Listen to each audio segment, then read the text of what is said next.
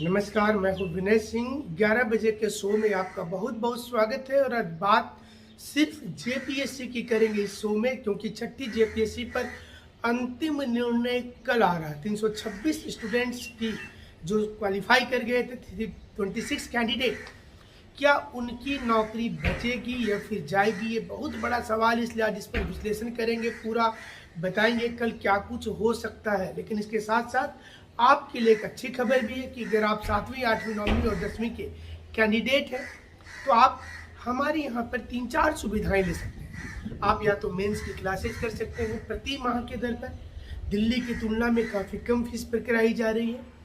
आप पीटी की तैयारी तो सिर्फ 250 रुपये में कर सकते हैं। वीक में 3 दिन क्लासेज मिल रही है, इसका लाभ भी ले सकते हैं।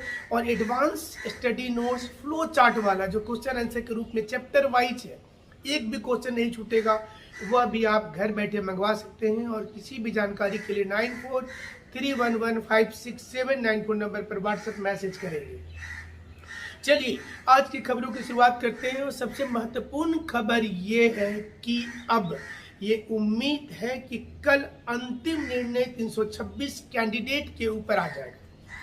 छठी जेपीएससी में पहले दिन से विवाद रहा, और विवाद ऐसा रहा कि रिजल्ट आने के बाद हिंदी अंग्रेजी के नंबर को जोड़ने को लेकर कुल 16 याचिकाएं इस समय में हाई कोर्ट में है। कल 16 याचिका पर एक साथ अंतिम निर्णय आएगा। 21 फरवरी 2021 को सुनवाई पूरी हो गई थी। हाई कोर्ट ने फैसला को रिजर्व रखा था।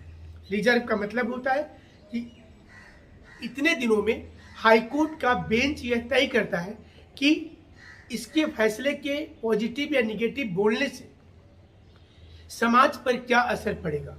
326 स्टूडेंट के पक्ष में जो चीजें जाते हैं वो पहले बताएंगे, और जो चीज विपक्ष में जाते हैं वो भी आपको समझाएंगे। एग्जाम पहला दिन से जब शुरू हुआ था, उसके बाद से लेकर अंत तक विवाद आखिर हुआ क्यों। शुरुआती समय में विवाद इसलिए हो गया कि रिजर्वेशन के आधार पर रिजल्ट प्रारंभिक परीक्षा का नहीं निकाला गया है। और जब यह रिजल्ट निकाला गया, जब रिजल्ट को बढ़ाकर 6103 कर दिया गया, तो फिर एक नया विवाद आया कि कट ऑफ लाइन पर जितने भी लोग हैं सभी लोगों को पास कर दिया जाए। तो कुल 34,000 लोग पीटी परीक्षा पास कर गए, 55,000 लोग एपीयर हुए थे। आप ये फिगर भी समझिएगा, 55,000 लोग फॉर्म भरे थे, 55,000 लोग परीक्षा में एपीयर हुए थे। 55,000 में से 34,000 लोग पीटी पास कर गए। हालांकि ये भी दावा किया गया कि तकरीबन 10,000 लोगों ने परीक्षा छोड़ दिया था। 55,000 लोग अगर फॉर्म भरे थे, 10,000 लोग परीक्षा बाइकआउट कर दिए थे, तो बच जाते हैं कुल मिलाकर के 45,000 स्टूडेंट। 45,000 में से 34,000 लोग पीटी परीक्षा पास कर गए थे। इसके बाद कई लोगों ने कोर्ट में यह आवेदन दिया कि यह सरासर गलत है। और शुरू में जो 5,148 रिजल्ट आया था, और दूसरी बात रिजर्वेशन फार्मूले के आधार पर 6,103 जो रिजल्ट आया था, इसको मान्यता दिया गया। हाईकोर्ट ने पूरी सुनवाई की। इसी बीच में पूरी रांची में फोर्स भर दिया गया और एग्जाम लिया गया। पूरी आपको ऐसा लग रहा होगा जैसे कि वो आप कश्मीर में परीक्षा दे रहे थे, ये स्थितियां थी। जो एक्स्ट्रा रिजल्ट आया था 34,000, उनको भी परीक्षा देने के लिए हाईकोर्ट ने कहा था। जब वो परीक्षा लिख लिए, उसमें उनकी कोई गलती नहीं थी, उन्होंने परीक्षा लिख लिया। अब वो इंतजार कर रहे थे रिजल्ट का, लेकिन रिजल्ट के कुछ दिन पहले ही सुनवाई के दौरान हाईकोर्ट ने कहा कि जो एक्स्ट्रा रिजल्ट आया है 34,000, उसको रिजेक्ट किया जाता है, उनकी कॉपी चेक नहीं होगी। ऐसे में 34,000 में से 28,000 की कॉपी रिजेक्ट हो गई। अब यहाँ से विवाद शुरू हुआ। वो जो 28,000 बच्चे थे, उन्होंने डिमांड किया कि उनकी गलती क्या थी, उन्होंने परीक्षा लिखा था तो फिर उनको रिजेक्ट क्यों किया गया। किसी प्रकार से मामला दबा, फिर फाइनल रिजल्ट आया। उसके बाद भी रैंकर्स की घोषणा हो गई। हमने भी वीडियो बनाया, चूंकि हमारे यहाँ से सर्वाधिक रिजल्ट हुआ था, सभी के वीडियो भी डाले हुए हैं और हम इस वीडियो के अंत में भी डालेंगे। उन 80 विद्यार्थियों में से कई टॉपर्स हमारे यहाँ से रहे, लेकिन विवाद तब गहरा हुआ जब मार्क्स जारी हुआ। और मार्क्स में जैसे ही लोगों को पता चला कि हिंदी और अंग्रेजी का नंबर भी मेरिट में जोड़ दिया गया है, तो ये सबसे बड़ा विवाद का कारण बन गया। और अब स्टूडेंट्स ने ये तर्क देना शुरू किया कि कहीं भी लिखा हुआ नहीं था कि हिंदी अंग्रेजी का नंबर जोड़ा जाएगा। जेपीएससी ने अपनी ओर से तर्क दिया कि वो जेपीएससी ये बताना चाहिए कि उसने 2 स्थान पर अलग अलग लाइन लिखी है। एक स्थान पर लिखा है कि मेरिट लिस्ट पर इसका प्रभाव नहीं पड़ेगा, और दूसरे स्थान पर लिखा है कि जेपीएससी में कुल पूर्णांक मेंस एग्जाम का 1050 का होगा, और ये चीज ही विवाद का कारण हो गया और इसे लेकर लगातार पक्ष विपक्ष में तर्क वितर्क चलता रहा। हालांकि ये अंदाजा उसी समय में सारे लोग लगा रहे थे कि परीक्षा कैंसिल हो जाएगा, बट हमने आपको अंत तक बताया था कि परीक्षा कैंसिल नहीं होगा, और नहीं हुआ। रिजल्ट जारी हो गया। जारी होने के बाद ज्वाइनिंग हो गई। अब अगला पड़ाव आता है हाईकोर्ट में कि जो सुनवाई चल रही थी, इसमें कई याचिका SC ST के संबंध में डाला गया था कि उनको जो है अच्छा रैंक नहीं मिला, जबकि नंबर उनका ज़्यादा आया था, उनको जनरल में कर दिया गया। ये सारे चीज़ों को लेकर के मामला चला गया। एक साइड से वकील संजय पीपरवाल जी हैं, दूसरे साइड से राजीव रंजन जी हैं, जो ये लड़ाई लड़ रहे हैं कि ये जेपीएससी ने गलत रिजल्ट निकाला है। अब इसमें देखना पड़ेगा कि क्या कल परीक्षा को कैंसिल करने का आदेश आता है, क्या 326 कैंडिडेट को फिर से नए एग्जाम में पेश होना होगा, या फिर हाईकोर्ट इसे हरी झंडी देते हुए जेपीएससी को कड़ी फटकार लगाएगी। ज़्यादा उम्मीद ये किया जा रहा है कि जेपीएससी के अगेंस्ट में हाईकोर्ट ये बोलेगी कि आपने चूंकि गलत किया है, लेकिन साथ में टेक्निकल ग्राउंड जो है, जहां पर जेपीएससी ने ये लिखा हुआ था कि कुल पूर्णांक 1050 होगा, हो सकता है भी बाई मिस्टेक जेपीएससी का हुआ होगा, लेकिन जेपीएससी इसी मिस्टेक को अपनी मजबूती बनाना चाह रही है और इसी मिस्टेक से वो आगे बढ़ना चाह रही है। जेपीएससी को ये साफ साफ नजर आ रहा है कि उसके पास अब खोने के लिए कुछ नहीं है, क्योंकि जेपीएससी कटघरे में इस समय में है और हजारों ऐसे स्टूडेंट हैं। अगर हिंदी अंग्रेजी के नंबर को देखिए, यहाँ पर तीसरा निर्णय एक आ सकता है हाईकोर्ट का कि 326 कैंडिडेट के मामले को निरस्त करके नए सिरे से रिजल्ट प्रकाशित किया जाए, जिसमें हिंदी अंग्रेजी के नंबर को माइनस कर दिया जाए। अगर ऐसा होगा तो पूरी रिजल्ट चेंज हो जाएगी, सभी रैंक बदल जाएंगे और फिर से जेपीएससी में एक नया अध्याय जुड़ेगा कि कोई नौकरी लग जाने के बाद 6 महीने का पेमेंट उठा लेने के बाद, सरकार द्वारा ट्रेनिंग दे देने के बाद भी ऐसा हो सकता है। हाईकोर्ट ने अलग अलग मसले पर इस प्रकार का लैंडमार्क जजमेंट दिया है। जैसे आपको याद होगा कि उत्तर पूर्वी राज्य अरुणाचल प्रदेश में जब राष्ट्रपति शासन लगा था तो उसके बाद नया चुनाव हो गया, नया चुनाव के बाद नई सरकार आ गई, लेकिन 2016-17 का डिसीजन 4 साल बाद आया और उसमें हाईकोर्ट ने कहा कि हम घड़ी की सुई को वापस घुमा सकते हैं, हम 4 साल पुराना सरकार फिर से बहाल कर सकते हैं। तो हाईकोर्ट के बहुत से लैंडमार्क जजमेंट होते हैं जिसमें हाईकोर्ट हर स्थिति को देखता है, लेकिन यहाँ पर सरकार की ओर से शुरू से ये दलील रहा है कि सारी चीजें हो गई है। हाईकोर्ट की कहीं ना कहीं ये एक प्रकार से सिग्नल रहा है कि आप आगे बढ़ते जाइए।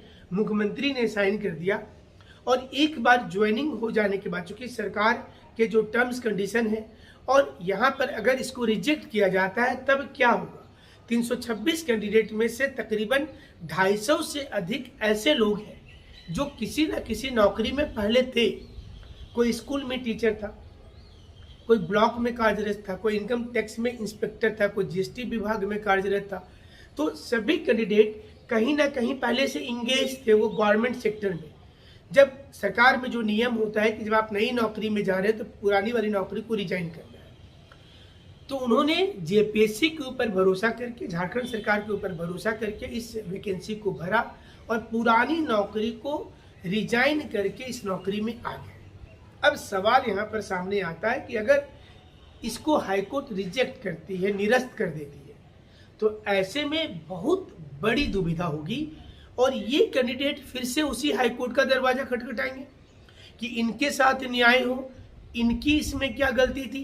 तो यहाँ पर हाईकोर्ट जो है वो नेचुरल जस्टिस को देखते हुए फिर इनके पक्ष में एक फैसला सुनाएगा, या तो इनको पुरानी नौकरी पे रखना होगा या फिर इनको वरीयता दी जाएगी। तो यहाँ पर जेपीएससी बुरी तरीके से कटघरे में फंस गई है। मतलब जेपीएससी के पास वो जो एक कहावत होता है हिंदी में, सांप के मुंह में छुछुंदर वाली बात होती है कि उसे ना तो खा सकता ना ही उसे बाहर फेंक सकता है। ये वाली जेपीएससी की समय में स्थिति है कि वो करे तो क्या करे। इसमें 326 कैंडिडेट को कोई भारी दिक्कत नहीं है, फैसला उसके पक्ष में आ जाएगा तो वो अपना जारी रखेंगे नौकरी को। फैसला विपक्ष में आएगा तो फिर से कोर्ट का दरवाजा खटखटाएंगे, क्योंकि ज़्यादा लोग नौकरी वाले हैं उसमें। हमारे पास ही जो 80 कैंडिडेट सेलेक्ट हुए हैं, तकरीबन उसमें से 75 ऐसे थे जो किसी न किसी नौकरी में, और सब अच्छे नौकरी में। उन कई लोगों का तो ये भी था कि उनका पे ग्रेड भी जेपीएससी के बराबर था, लेकिन उसके बावजूद उन लोगों ने जेपीएससी को चुना। तो यहाँ पर तो सवाल उठ जाता है, और ऐसे में जेपीएससी इस केस को अगर हार जाती है तब तो कोई दिक्कत, मतलब जेपीएससी हार जाती है तब ये दिक्कत आ जाएगी, और अगर जेपीएससी जीत जाती है तो जो जैसा वैसा चलता रहेगा। आपको कुछ घंटे का इंतजार करना है, जैसे इस पर कोई रिजल्ट आएगा, कोई डिसीजन आएगा, फाइनल वर्डिक्ट आएगा, तो हम जरूर से आपके साथ में लाइव जुड़ जाएंगे कल, और हमारे साथ आप जुड़े रहेंगे। हमारे चैनल पर अगर आप नया है तो सब्सक्राइब जरूर से कर लीजिएगा चैनल को, क्योंकि सच्चा विश्लेषण यहीं पर होता है। और आप एक बार फिर से बता दें कि जो लोग अगली जेपीएससी की तैयारी कर रहे हैं, वो एडवांस नोट्स जिसमें फ्लो चार्ट है, जिसमें क्वेश्चन आंसर्स है, वो मंगवा सकते हैं। उसके लिए बुकिंग शुरू हो गया है। जो लोग मेंस की क्लासेस करना चाहते हैं उनको नोट्स फ्री मिल रहा है, उसकी चार्ज नहीं लग रही है। उनको पीटी का भी क्लास फ्री मिल रहा है। जो लोग सिर्फ पीटी का क्लास करना चाहते हैं वो सिर्फ 250 रुपये महीने पे क्लास ज्वाइन कर सकते हैं। सप्ताह में 3 दिन क्लासेज होगी, यूट्यूब के ही पेड लिंक पर क्लास होगी। यानी कि वैसे लोग जो पेड लिंक से जुड़ेंगे, अलग से उनको एक लिंक दिया जाएगा, और वो लिंक को वो क्लास के बाद भी देख सकते हैं। वो पब्लिक लिंक नहीं होती है। हमारे साथ आप जुड़े रहिएगा। हमसे जुड़ने के लिए शुक्रिया। और अब देखिए आप सिलेक्टेड कैंडिडेट का वीडियो, जो सिलेक्शन के बाद बात करते हुए क्या बोले।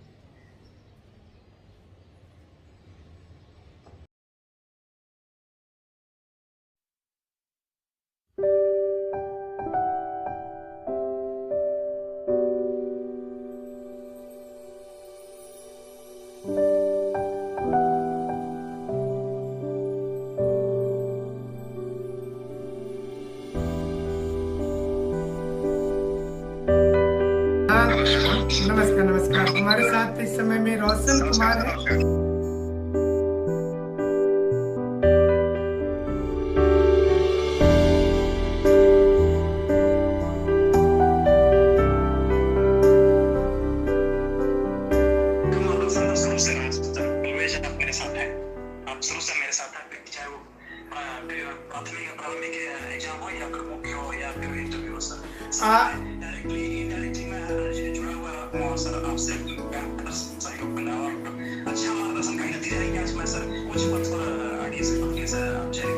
झारखंड जैसे राज्य में और पिछले राज्य में जहाँ पर सुविधाओं की कमी है, वहाँ पर आप यूट्यूब के माध्यम से लोगों से जुड़े हैं और स्टूडेंट को गाइड कर रहे हैं, ये बड़ी बात है।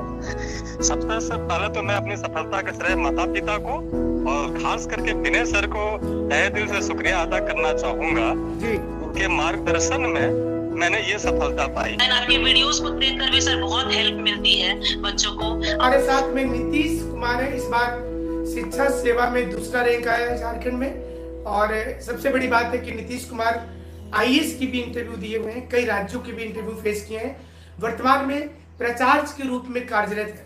आपको सर मेरे तरफ से सर बहुत धन्यवाद सर। कई बार हमने इंटरव्यू कई राज्यों में दिया है, लेकिन कभी सफलता पूरी रूप से मुझे मिल नहीं पाई। लेकिन सर आपके साथ जुड़े तो सर आपने बताया कि इस बार आप निश्चित रहे और मेहनत भी सर आपने कराया है सर। और आपके साथ जो सर बैठ के सर चीजों को हम लोगों ने डिस्कस किया सर, मैं जीवन भर अब नहीं भूल सकता हूँ।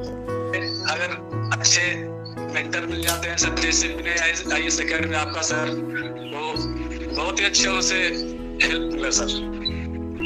समय समय पर आपने जो गाइडलाइन दिया है सर, उससे हमको संजीवनी बूटी का काम करता रहा और बहुत मदद किया। आप कहीं यूट्यूब चैनल हो चाहे टेलीफोनिक हो, आपने हमेशा हौसला बढ़ाया और सर से जितना भी परेशान करना कि सर होगा कि नहीं, मतलब चिंता मत करो, अगर इतना आ रहा है निश्चित तो सर दूर से। कुंदन कुमार जी, आपको बहुत बहुत कॉन्ग्रेचुलेसन। पहले बहुत बहुत धन्यवाद sir, thank you very much. जो भी इंटरव्यू के टिप्स थे या बहुत सारे जो आप इंटरव्यू के जो मॉक सेशंस होते थे लोगों के, वो शेयर करते थे या बहुत सारे क्वेश्चंस को बताते थे कि कैसे how to approach the interview, तो वो काफी हेल्पफुल रहा था सर। विनय IAS एकेडमी के लिए क्या कहना चाहते हैं? इसके लिए तो हमारे पास शब्द नहीं है, आपसे मिलना हुआ ये हमारा सौभाग्य था। सर आपके मार्गदर्शन में विनय IAS एकेडमी झारखंड में तो सर काफी अच्छा काम कर रहा है और इसका कुछ ब्रांच अगर दिल्ली में भी खुलता है तो बाकी स्टूडेंट है उनके लिए बेनिफिट रहेगा। विनय सर तो नाम आपका है सर, लेकिन अगर कहा जाए तो द्रोणाचार्य हैं सर, द्रोणाचार्य हैं। द्रोणाचार्य आपके शरण में जाने के बाद में क्या बोलते हैं सर कि ऐसे से आप गुण और सिखाएं, ऐसी इच्छा दिए हैं जो बच्चे सर कहीं बाकी भारत के अंदर या झारखंड के अंदर कहीं भी रहेंगे वो हमेशा आप काम करेंगे सर। और संस्थान को हम यही बोलेंगे कि आपने बहुत मेहनत करके सब बच्चों को सिखाया, हम लोग को बस सिखाया सर, हम लोग को जो फायदा हो रहा है सर। आप द्रोणाचार्य हैं और द्रोणाचार्य के कभी सर लोग सोचे हैं कि आपके नाम को कभी हम लोग हमेशा ऊंचा रखेंगे सर। बात तो आपसे पहले भी होता था सर, लेकिन जब मेंस एग्जाम निकाले उसके बाद आपका इंटरव्यू हम उसे कभी अभ्यास नहीं किए थे, ना मॉक इंटरव्यू कभी दिए थे, तो आपका जो 3-4 मॉक इंटरव्यू लगातार मिला उससे बहुत फायदा हुआ सर। और ओबेसली बोलिए तो आपका बहुत सा क्वेश्चन जो आप कराए थे मॉक इंटरव्यू में UPSC का फाइनली इंटरव्यू में काम आया। जी सर, हाँ बहुत फायदा है, काफी कोऑपरेटिव है आप और जो चीजें आप काफी रिलेवेंट चीजें वहाँ पे डिस्कस करते हैं। IAS एकेडमी जिन्होंने साक्षात्कार में महत्वपूर्ण आपका जो सर विनय सर का योगदान रहा। जी जी